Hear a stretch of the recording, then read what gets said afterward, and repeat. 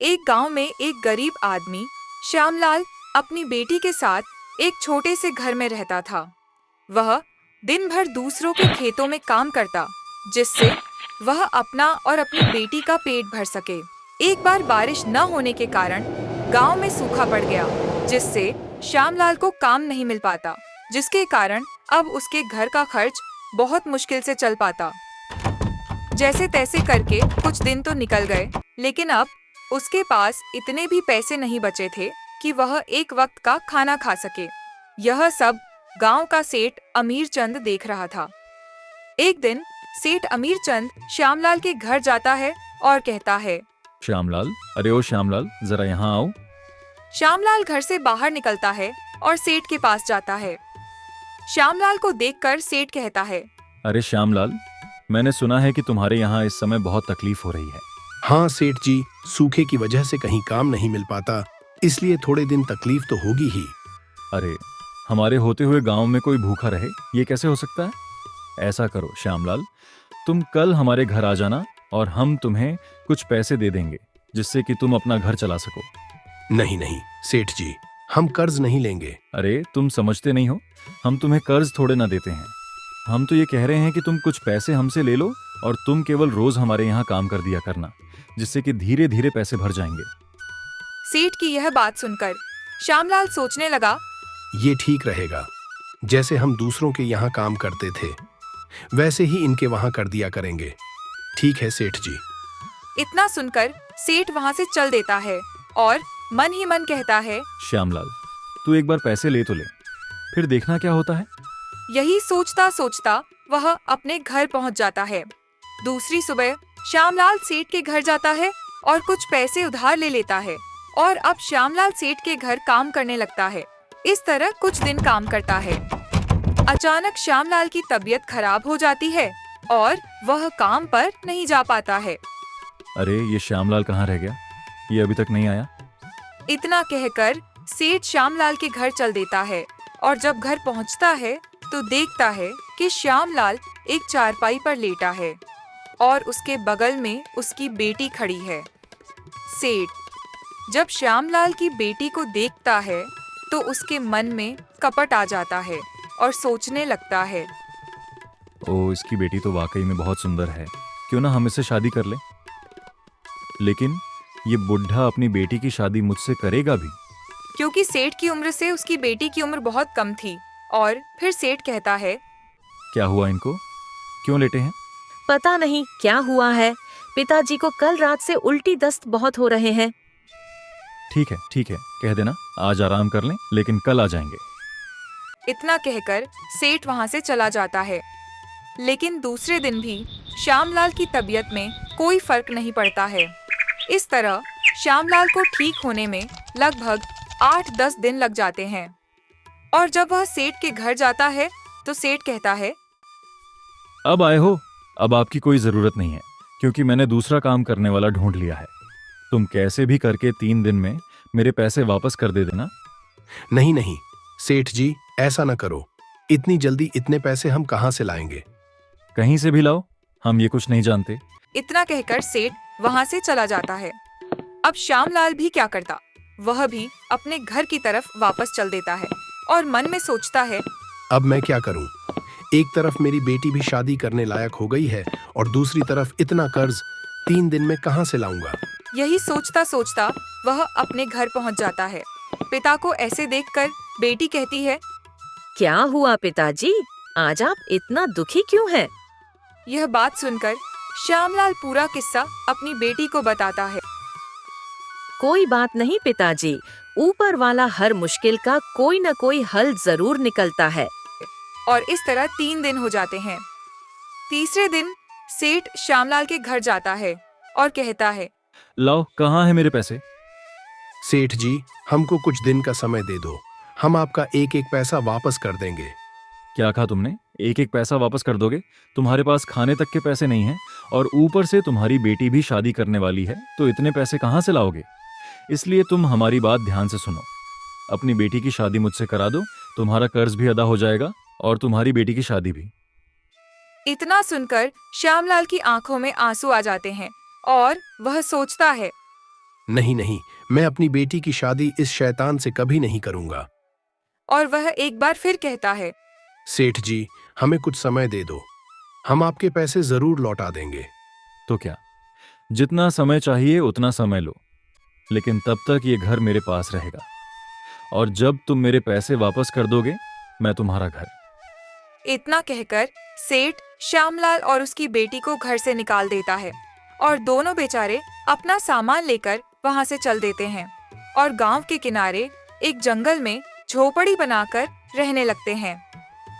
कुछ दिन तो आराम से निकल जाते हैं, लेकिन एक दिन सुबह सुबह श्यामलाल की बेटी देखती है कि उनके घर अब राशन बिल्कुल नहीं बचा है, तो वह अपने पिता से कहती है, पिताजी, घर में आज बनाने के लिए कुछ भी नहीं है। बेटी की बात सुनकर श्यामलाल सोचने लगता है कि अब क्या करें। इतने में उसे एक तरकीब सूझती है। वह घर में इधर उधर घूमता है। अचानक उसे एक रस्सी दिखाई देती है। रस्सी को लेकर वह बेटी से कहता है, बेटी, मैं इस रस्सी को बेचकर कुछ खाने को लाता हूँ।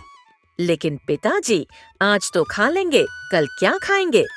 बेटी, कल तक काफी वक्त है और कल का भी मालिक वही है। और इतना कहकर वह रस्सी को लेकर घर से निकल जाता है। काफी देर तक गली कूचों में आवाज लगाई और आखिरकार उसे एक ग्राहक मिल ही गया। ग्राहक बोला, मैं इस रस्सी के बदले में तुम्हें 1 रुपया दे सकता हूँ। लेकिन बेटा, इस रस्सी की कीमत 1 रुपये से ज्यादा है। मैं कुछ दिन पहले ही इस रस्सी को इससे ज्यादा कीमत में खरीदी थी। अब ग्राहक समझ चुका था कि यह अपनी किसी जरूरत के तहत रस्सी बेचना चाहता है, इसलिए वह कहने लगा, मैंने जो कीमत लगाई है वही सही है, देना हो तो दो, नहीं तो कोई और ग्राहक ढूंढ लो। अब श्यामलाल करता भी क्या, उसने मजबूरन रस्सी ग्राहक को दे दी और खुशी खुशी 1 रुपया लेकर तुरंत घर की ओर चल पड़ा ताकि अपनी बेटी के लिए कुछ खाने पीने का सामान ले सके। अचानक उसे 2 लोग दिखाई देते हैं जो आपस में लड़ झगड़ रहे थे। श्यामलाल आगे बढ़ा ताकि जान सके मामला क्या है। जब वह करीब पहुंचा तो देखा कि एक नौजवान ने एक बूढ़े का गला पकड़ रखा है और वह अपने ओर खींचता ले जा रहा है और बूढ़ा अपनी जान छुड़ाने के लिए हाथ पैर मार रहा है। तो श्यामलाल ने उस जवान से कहा, ए जवान, ये बुजुर्ग तुम्हारे बाप के समान हैं, इनसे इतना बुरा बर्ताव क्यों कर रहे हो? इतना सुनकर बूढ़ा बोला, 1 रुपये के खातिर, सिर्फ 1 रुपये के खातिर यह शख्स मुझे कैद खाने ले जाना चाहता है। अब तुम ही बताओ, क्या यह बात भगवान को पसंद होगी कि मैं इस गांव में कई सालों से इज्जत की जिंदगी जी रहा हूं और एक मामूली सी रकम के खातिर कैद खाने चला जाऊं? श्यामलाल सोचने लगा कि क्या कोई व्यक्ति मुझसे भी ज्यादा परेशान हो सकता है? अगर यह कैद खाने चला गया तो इसके बीवी बच्चों को कौन देखेगा? यह सोचते हुए वह 1 रुपया उस जवान को देते हुए कहता है, ये लो 1 रुपया और इन्हें छोड़ दो। इतना कहकर वह रुपया जवान को दे देता है। रुपया लेकर तुरंत वह जवान वहां से चला जाता है और बूढ़ा जाते जाते कहता है, भगवान तुम्हें इससे 100 गुना अधिक दे। अब श्यामलाल भी घर की तरफ चल देता है और सोचने लगता है, मजबूरन हमें खाली हाथ लौटना पड़ रहा है। लेकिन वह फिर सोचता है कि उसने एक नेकी का काम किया है और यही सोचता सोचता वह घर पहुंच जाता है। और जब बेटी ने उन्हें खाली हाथ देखा तो पूछने लगी, क्या हुआ पिताजी, आप खाली हाथ क्यों हैं? और जो रस्सी आप ले गए थे उसका क्या हुआ? इस पर श्यामलाल ने पूरी कहानी अपनी बेटी को बताई।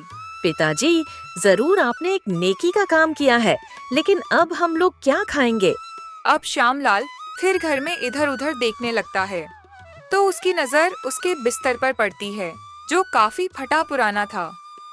इसे देखकर वह अपनी बेटी से कहने लगता है, बेटी, ये बिस्तर अब वैसे भी बहुत पुराना हो चुका है, इसलिए इसको बेचकर हमको कुछ पैसे मिल जाएंगे, जिससे थोड़े दिन तो घर का खर्च चल ही जाएगा। बिस्तर को देखकर बेटी की आंखों में आंसू आ जाते हैं और कहती है, बेच डालो, लेकिन पिताजी यह ध्यान रखना कि इसे कम दामों में न बेचना। बेटी की बात सुनकर श्यामलाल बिस्तर को अपने सर पर रखता है और चल देता है। चलते चलते वह एक ऐसी जगह पहुंच जाता है जहां अजीबोगरीब नई पुरानी चीजें बिकती थीं। श्यामलाल बिस्तर को नीचे रखकर आवाज लगाता है तो कुछ खरीदार उसके पास आते हैं और बिस्तर को उलट पलट कर देखकर उसमें 100 तरह के ऐब निकालते हैं और वहां से चलते बनते हैं। आखिरकार एक ऐसा खरीदार आ निकला जिसको वह बिस्तर पसंद आ गया। बाबा, यह बिस्तर आप कितने में बेच रहे हो? बेटा, इस बिस्तर के बदले में तुम हमें बस 10 रुपये दे दो। देखो बाबा, इस फटे पुराने बिस्तर के लिए हम 10 रुपये तो नहीं दे सकते। आप किसी और को ढूंढ लो। नहीं नहीं बेटा, ऐसा ना करो। हम इसे इससे भी कम दामों में तुम्हें दे देंगे। देखो, वैसे भी हमें इस बिस्तर की इतनी ज्यादा जरूरत नहीं है कि इसके बदले हम तुम्हें 10 रुपये दे सकें। अगर तुम इसे देना ही चाहते हो तो हम तुम्हें इसके बदले 3 रुपये दे सकते हैं। कोई बात नहीं बेटा, तुम हमें इसके बदले 3 रुपये ही दे दो।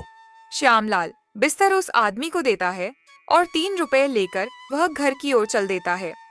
रास्ते में वह सोचता है कि बेटी के लिए ऐसा क्या लूं जिससे वह खुश भी हो जाए और उसकी भूख भी मिट जाए। इतने में उसे एक बुढ़िया के रोने की आवाज सुनाई दी।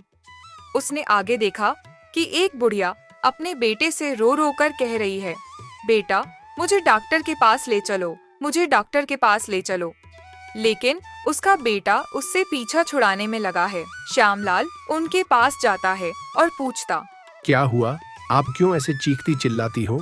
बेटा, मैंने इसकी परवरिश में कोई कसर नहीं छोड़ी, लेकिन आज जब मैं बीमार हूँ तो ये मुझे डॉक्टर के पास नहीं ले जा रहा है। देखो, मैं मानता हूँ कि मेरी माँ ने मेरी अच्छे से परवरिश की है और मैं ये भी जानता हूँ कि आज ये बीमार हैं। इन्हें एक अच्छे डॉक्टर की जरूरत है, लेकिन मेरे पास इतने पैसे नहीं हैं कि मैं इनका किसी अच्छी जगह इलाज करा सकूं। श्यामलाल ने जब मामला सुना तो उसने अपने सारे रुपए उस लड़के को देते हुए कहा, लो बेटा, ये रुपये, इनसे अपनी माँ का कहीं अच्छी जगह इलाज करा लो। इतना कहकर वह 3 रुपए उस लड़के को दे देता है। पैसे लेकर वह दोनों वहां से चले जाते हैं। लेकिन श्यामलाल दोबारा उसी ख्यालातों में डूब गया। वह इसी तरह हैरानो परेशान खड़ा था और इधर उधर देख रहा था। जब काफी देर में वह संभला तो घर की ओर चल पड़ा, लेकिन भूख के मारे अब उससे चला चला नहीं जाता था। वह गिरता पड़ता कैसे भी करके घर पहुंच गया। बेटी पिता को देखकर बहुत खुश हुई, लेकिन जब उसने खाली हाथ देखा तो उसकी आंखें भर आईं और पूछा, क्या हुआ पिताजी, आप फिर से खाली हाथ लौटे हो? और वह बिस्तर भी आपके हाथों में नहीं है। बेटी की बात सुनकर श्यामलाल ने पूरी कहानी अपनी बेटी को बताई। पिताजी, आपको फिर दूसरों का दुख नजर आने लगा। अगर ऐसे ही दूसरों की मदद करते रहे तो हम लोग भूखे मर जाएंगे। नहीं बेटी, ऐसा नहीं कहते। अगर उन पैसों से किसी की जान बच जाए तो कितनी अच्छी बात है। लेकिन पिताजी, आज हम लोग क्या खाएंगे? रुको, मैं कुछ करता हूँ। अब की अगर हम कोई चीज ले गए तो उसे बेचने के बजाय गिरवी रखूंगा। पिताजी, अब अपने घर बचा ही क्या है? इतना सुनकर श्यामलाल घर में इधर उधर देखने लगा। अचानक उसे एक लोटा दिखा जो बहुत पुराना था और जंग भी लगी थी। बेटी, ये कैसा रहेगा? मैं इसे गिरवी रखकर एक छोटा लोटा ले लूंगा और कुछ खाने के लिए भी। अरे पिताजी, यह लोटा इतना पुराना और ऊपर से जंग भी लगी हुई है, इसे कोई गिरवी रखेगा ही नहीं। लेकिन श्यामलाल वह लोटा लेकर एक अख्तार की दुकान पर जाता है और दुकानदार से कर्ज मांगता है। दुकानदार कहता है, मैं तुम्हें कर्ज देने के लिए तो तैयार हूं, क्योंकि मैं तुम्हें जानता भी हूं। लाओ, मुझे अपनी कोई ऐसी चीज लाओ जिसके बदले में मैं तुम्हें कर्ज दे सकूं। श्यामलाल वह लोटा दिखाता हुआ उस दुकानदार से कहता है, लो बेटा, ये लोटा हमारा, तुम गिरवी रख लो और इसके बदले में तुम मुझे कुछ पैसे दे दो। जब दुकानदार उस लोटे को देखता है तो कहता है, बाबा, ये लोटा बहुत पुराना है, ऊपर से जंग भी लगी है। देखो, मैं इस पुराने लोटे को गिरवी नहीं रख सकता।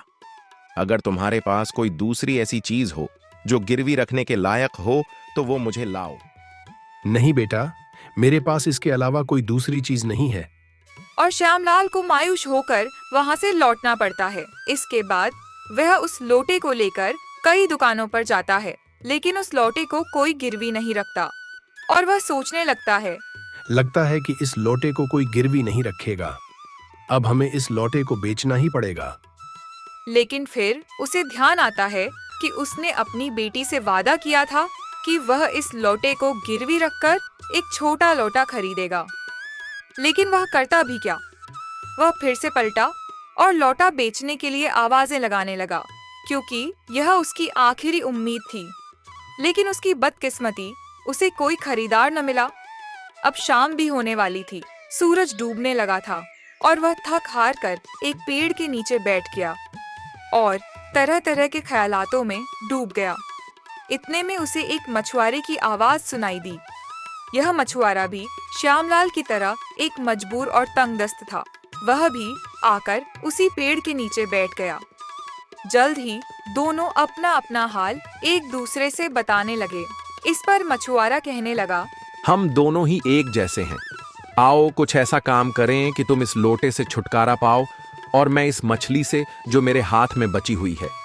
क्यों ना मैं तुमसे यह लौटा ले लूं और तुम ये मछली, ताकि कम से कम आज की रात तो तुम्हारी बेटी और तुम पेट भर सको। हमारे पास इसके अलावा और कोई चारा भी तो नहीं है। मैं बजाय इसके कि खाली हाथ लौटूं, कम से कम एक मछली तो मेरे हाथ में होगी। अब श्यामलाल एक छोटी सी मछली का मालिक बन गया था और मछुआरे को उसके बदले एक बड़ा लेकिन पुराना लोटा मिल गया था। मछुआरे ने तुरंत लोटा ले लिया और तेजी से घर की ओर चल पड़ा और छोटी सी मछली श्यामलाल के हिस्से में आ गई।